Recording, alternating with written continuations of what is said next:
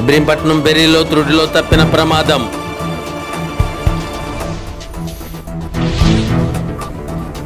స్థానిక మత్స్యకారులతో రక్షణ చర్యలకే ఇబ్రహీంపట్నం పోలీస్.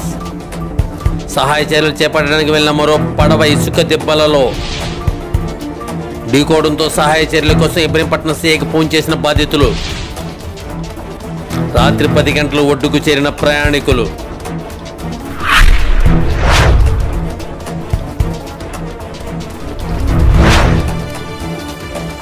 ఇసుక మేడ తగిలి ఆగిన లాంచీ సాయంత్రం 6:30కి సంఘటన. ఆగిన లాంచీ రక్షించే ప్రయత్నంలో ఇసుకలో కూరుకుపోయిన మరో లాంచ్. సమాచారంతో ఇబ్రహీంపట్నం సీఐ ముత్యాల సత్యనారాయణ హుటాహుటిన సంఘటన స్థలానికి మత్స్యకారులతో చేరుకున్న సహాయ చర్యలు. మొత్తం 30 మంది ప్రయాణికులుగా గుర్తింపు, అందరూ క్షేమం.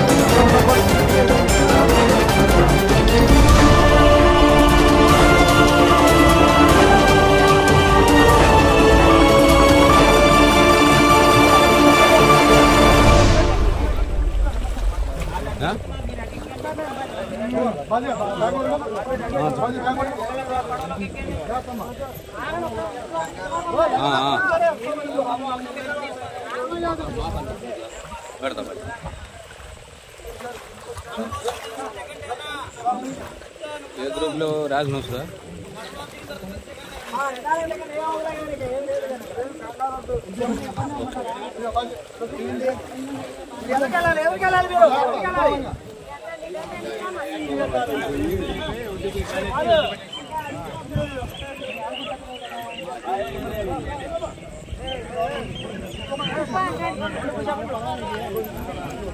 లోకల్ లేదు.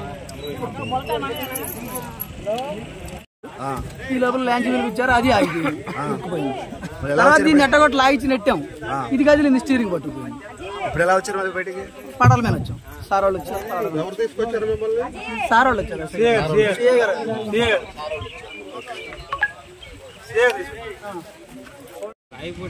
ఈరోజు మనకి ఈ కృష్ణా రివర్ దగ్గర ఇబ్రహీంపట్నం ఫెర్రీ దగ్గర మనకి ఒక సుమారు ఒక 20 మంది బోట్లో నదిలో మధ్యలో ఇరుక్కుని కాలు వచ్చింది. దాని మీద రావడం ఇమీడియట్గా ఇక్కడ రావడం జరిగింది. ఇక్కడ లోకల్ ఫిషర్మెన్ కమిటీ వాళ్ళతోటి మనం మాట్లాడి ఇమీడియట్గా 2 బోట్లు మన కానిస్టేబుల్స్ ఇచ్చి ఇమీడియట్గా లైఫ్ జాకెట్స్ తోటి అక్కడికి పంపించడం జరిగింది వాళ్ళ దగ్గరికి. ఈ మధ్యలో మనం SDRF వాళ్ళు కూడా ఇంటిమేట్ జరిగాము. మంగళగిరి వాళ్ళు కూడా బయలుదేరారు. ఈలో ఫిషర్మెన్ రెగ్యులర్గా తిరిగేవాళ్ళు వెళ్ళి బోటు తోటి 2 మోటార్ బోట్లతోటి వెళ్ళి అక్కడ ఉన్నటువంటి వాళ్ళని ఈ బోట్లోకి ఎక్కించుకొని ఒడ్డుకి తీసుకురావడం జరిగింది. టోటల్గా 32 ఉన్నారు.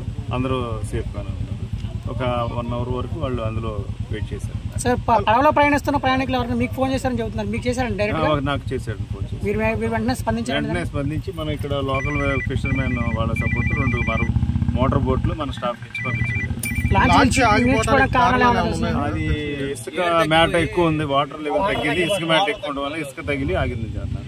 అది ఇంకా బూత్ సైడ్ వెరిఫై చేస్తారు. ఇంకో లాంచ్ కూడా ఆగిందని చెప్పి అన్నారు. అది వాళ్ళకి తీసుకోవడానికి ఇంకో లాంచ్ వెళ్ళింది అన్నారు. అది కూడా ఈ ఇసుక మేట ఎక్కువడం వల్ల అది కూడా ఆగిపోయింది. అందుకని మనం వేరే సపరేట్ మోటార్ బోట్లు పంపించాం. Right sir.